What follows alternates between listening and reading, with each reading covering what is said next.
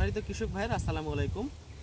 আজকে আমি আপনাদেরকে একটা বিষয় দেখাবো, যেটা হচ্ছে একবারে একবারে মালচিং পেপার সেট করে মরিচ চাষ করলে সারা বছর এই জায়গা থেকে মরিচ বাজারজাত করা যায়। আর কাঁচামরিচের একটা চাহিদা বরাবর পুরো 12 মাসই থাকে বাজারে। বর্তমানে এই বর্ষার সিজনে একটু দাম ভালো থাকে, এই সিজনে একটু কম কৃষকরা চাষ করে।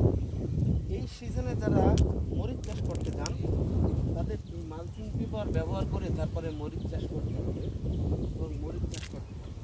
কারণ বর্ষার সিজনে আপনি যত উঁচু জায়গাতেই চাষ করেন না কেন, মালচিং পেপার ব্যবহার না করলে আপনার সে জায়গার থেকে ভালো ফলন আশা করা যায় না।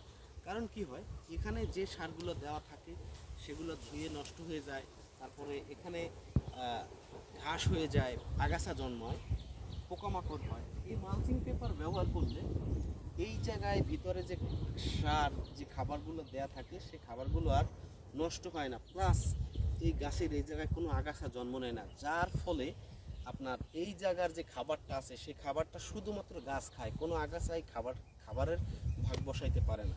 পাশাপাশি এই বর্ষার সিজনে গাছগুলোর ছত্রাকের আক্রমণ খুব কম হয় মালচিং পেপার ব্যবহার করলে। কারণ এর উপরে যত পানি পড়ুক না কেন গাছের গোড়াতে পানিটা যায় না, গাছের শিকড়টা নষ্ট হয় না। এর কারণে মালচিং পেপার ব্যবহারে আপনার উপকারিতা হলো, মালচিং পেপারের দুইটা লেয়ার থাকে। উপরের লেয়ারটা গরম হয়, কিন্তু যত রৌদ্রই আসুক না কেন ভিতরের মাটি কখনোই গরম হয় না, যার কারণেও গাছগুলো খুব সুস্থ থাকে। আর এই মালচিং পেপারের সুবিধা হলো, আপনি এই মালচিং পেপারে সারা বছর চাষ করতে পারবেন, এতে সার খরচ খুবই কম। কারণ হলো এই একবার সার দিলে আর পরবর্তীতে সার দেওয়ার প্রয়োজন হয় না, এখান থেকেই গাছ আস্তে আস্তে আস্তে আস্তে করে আপনার শোষণ করে শিকড়ের মাধ্যমে। পাশাপাশি এখানে এই মালচিং পেপার থাকায় এখানে পোকামাকড়ের আক্রমণ কম হয়। কারণ পোকামাকড় এর বাসা বা আশ্রয়স্থল হয় হচ্ছে আগাছা। আগাছা না থাকার কারণে এখানে কোনো পোকামাকড় হইতে পারে না। এজন্য হচ্ছে আপনার এই মরিচ গাছ চাষ করেন, আপনি লাউ গাছ চাষ করেন, তরমুজ গাছ চাষ করেন, আপনি মালচিং পেপারে বর্ষার সিজনে চাষ করতে পারলে আপনি সারা বছর এই জায়গার থেকে আপনি সুন্দরভাবে আপনার যে কোনো সবজি, যে কোনো মরিচ আপনি বাজারজাত করতে পারবেন, আপনার খরচ কম হবে। আসেন আমরা একটু ঘুরে দেখাই।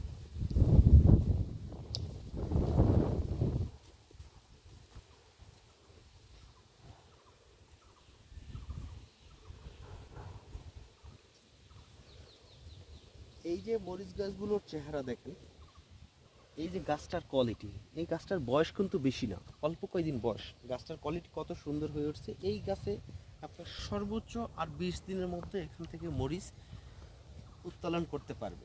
কিছু গাছে এখনই কিন্তু ছোট ছোট ফুল চলে আসছে, কারণ হাইব্রিড জাত, এটা আপনার রোপণের 55 থেকে 60 দিনের মধ্যেই সুন্দরভাবে আপনার ফলন দেওয়া শুরু করে, ঠিক আছে।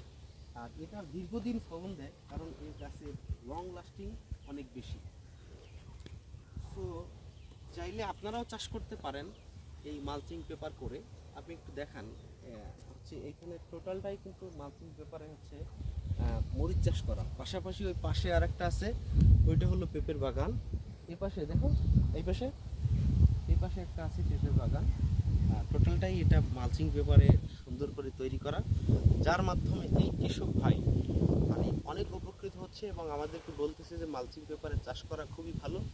প্রথমে উনি একটু জায়গা চাষ করছিল, ওইদিকে একটু দেখো, প্রথমে ওই জায়গাটা চাষ করছিল, ওইখান থেকে এবছর পুরো পুরো সিজনে উনি মরিচ বিক্রি করছে, কাঁচা মরিচ, এবং দর পাইছে খুব ভালো, বাজারে দাম খুব ভালো পাইছে, যার কারণে এইটা টোটালটাই এবার কাঁচামরিচ চাষ করছে।